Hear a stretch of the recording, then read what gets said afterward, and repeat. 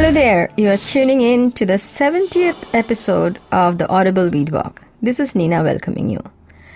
This week has been really busy for me. Among everything else, the Edible Weed and Naturally Growing Plant book is getting reprinted. The book had a long journey.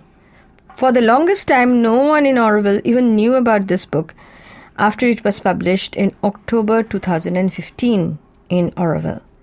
It was launched formally by my friend Nayantara at Our Sacred Space in Secunderabad. It was almost 2 years later that the book really was kind of discovered in Audible, and that even thanks to Sarah Kundik, who you all know as someone who does awesome raw food. From her, others got to know, and as they say, the rest is history.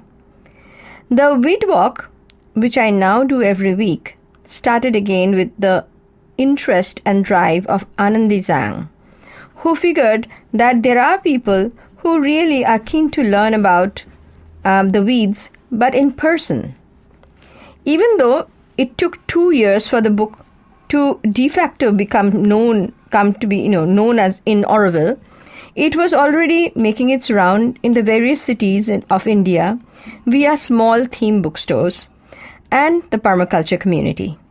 Many of the folks growing and working on the land were new to the experience, and the book was a joyful way for them to start learning and noticing the weeds that can be eaten. The book had been out of print for a while now. It was supposed to be the first of a series of 3, but book 2 and book 3 didn't get published yet due to the lack of funds. I think fund giving and fundraising should be easier, and I have not found an easy way of generating funds through, say, QR code payment, click and pay kind of options. Some came in though. Individuals still contributed directly or via AVI USA. But I have a long way to go for those.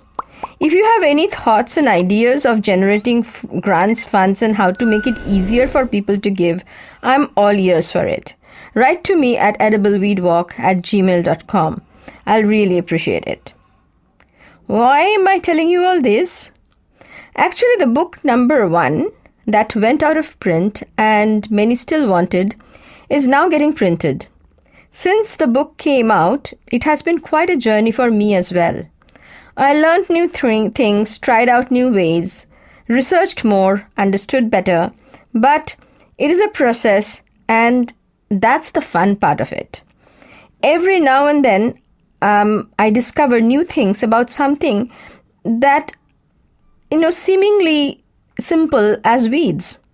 And I get totally amazed.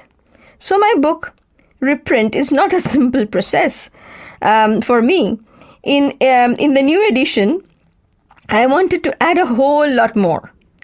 I'm still adding what I am learning and finding over time, as much as possible given the constraint of the page. So much I have to share that I know that it cannot be fitted in the book. So I have to cover my, sharing in my weekly podcast and social media and the weekly Weed Walk. If you know me, you know that I'm quite bad with acronyms, but I kind of kicked with the WWW acronym, Weekly Weed Walk. Anyway, let's get back to the topic. This week, this process of editing has been slow. There was a lockdown, and then I was out for a few weeks, and the people who were involved got sick, and only now we are back on track, trying to. So this week, I was looking at Amaranthacea family. There are quite a few cousins from that family represented in the book, as you know. I paused as I came to Celosia argentea, or the coxcomb, the wild one with slender magenta, pink, or white flowers. The plant is so versatile. The leaves are lovely to eat. It is lovely to look at. And yet, we seldom even have tea from that, made out of that plant. The weeds are underdogs in a way. And among them, there are some underdogs. And that they go completely unknown and unappreciated. As my thoughts were veering in that direction, I remember reading about Celosia flower being an excellent spice. Not the wild one, which variety that we get here. That is the variety which is cristata, where the flowers really look like a crest of a rooster and is deep red in color. The spice is called mawal. It is actually made out of either dried and powdered version of the flower. It's the traditional spice of Kashmir. The flower is also used in Kashmir. It is actually one of the key spices used in their Rogan Josh. And the Rogan Josh is a very, kind of a typical and wonderful dish from Kashmir, often made with non-veg, but there is a veg version also. And this mawal is used in both. The flour is also used in making what is called wejong, which is a Korean chewy rice flour cake. Thought, why not focus on the flowers today? Maybe Celosia and others. One of the books in the series is supposed to be on edible flowers. But that book will contain different set of edible flowers than those already covered in book 1. So why not try them out? My first reaction was to use the dried wild Celosia flower that we have, which is a variety of spicata, slender and erect. I wanted to use it as mawal. I have tried mawal myself, but not the wild ones yet. So I'll leave it for another time. I should try it out myself first. Then I took a walk around my place and found plenty of gangetic primrose, Asastasia gangetica. I find them to be excellent as raw, the flowers to be excellent in raw in salad or as tea. But they are not good for cooking. They are very delicate, so as soon as you cook them, they kind of vanish. I had some dried butterfly pea flower, which is Aparajita or Shankapushpi in Tamil. This flower is not in my book, but it is wild and weedy and quite widespread. There you go, WWW again. Weedy, wild, weedy and widespread. But then what else? I also collected a few Punangani, Alternanthera sessilis, the red small variety, the leaves of it. Tiny orchid-like flower of Justicia procumbens or water willow. This flower quite amazes me. They are so absolutely pretty. Sometime back, a plant had volunteered into one of my windowsill pots. I didn't remove it. And from then on, it has never stopped flowering. Amazing how little care and comfort can do to this, weedy plants. So a few of those I picked, and then I picked a hibiscus from a tree nearby and a couple of celosia or coxcomb. Voila. But what to make? I was not keen to make a tea. Something else I wanted to try out. Something different. I therefore tried my way of making haejong or the chewy rice cake with a twist. A big shout out to Mangachi for the idea of the base recipe for this, from which I improvised. I took 1 cup of raw rice, mixed with a 1/4 teaspoon of salt.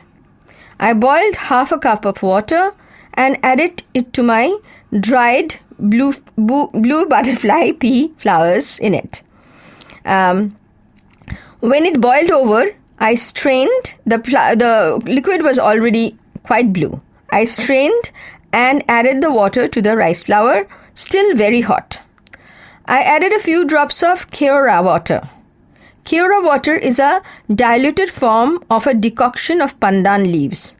It is a common plant used in the eastern India and further east. It has a very gentle cooling aroma. After the mix cooled a little, I kneaded and kept it for about 30 minutes covered. Then divided them in small portions and made flat discs out of them with hand, and placed them on a pan with a little oil. After frying 1 to 2 minutes on each side, I lowered the flame quite low and then started adding the flowers and the leaves that I had collected. Once I had put the flowers and leaves on the rice cakes, I turned one time for a few seconds and took it out of the pan onto a strainer. One by one, each one of them. As expected, the gangetic primrose absolutely disappeared as soon as, I turned. Clearly, it shows that different preparation, apart from incorporating flowers, we have to be mindful about the texture and the nature of the flower itself, especially if you want them to retain their shape or any bit of the color. If you have noticed, this particular preparation of cake, I have not used any sugar in the dough, only a bit of salt. What I have done next is to place the cake on a plate and drizzle some sweetener. I could have used honey, but I had a lovely Nolen Gur, which is a liquid jaggery prepared from fresh date palm juice that is available only in this cooler months in the eastern part of the country. And since I had just visited, I had got myself a bottle. So I drizzled with Nolen Gur. The blue cakes with really mild sweet with a hint of savory are really nice. The flowers I had picked weren't the exact match for it, but I was happy with the result. Next time, more flowers for sure, and more different ones to try. This recipe is so simple that anyone can give it a try. Give it a go. So listen on, try, and let me know. Let me know, write to me at edibleweedwalk@gmail.com. Weedy flowers offer unconditional beauty. Many of them grow close to the ground and never get noticed by humans. Noticing them, one realizes that the world is not beautiful just for the human beholders. It is and needs to be beautiful for all. This morning, I saw a tiny butterfly sitting on one of the flowers I went to gather. Next to it, a justicia flower was visited by ants. So much activity. With so much going on around us, I wanted to invoke aesthetics as a prayer. With the help of the weedy greens and flowers, I am wishing for the aesthetics in me, around us, and in all our dealings with each other. With that thought, it is all for now. See you next week. Stay well and stay safe.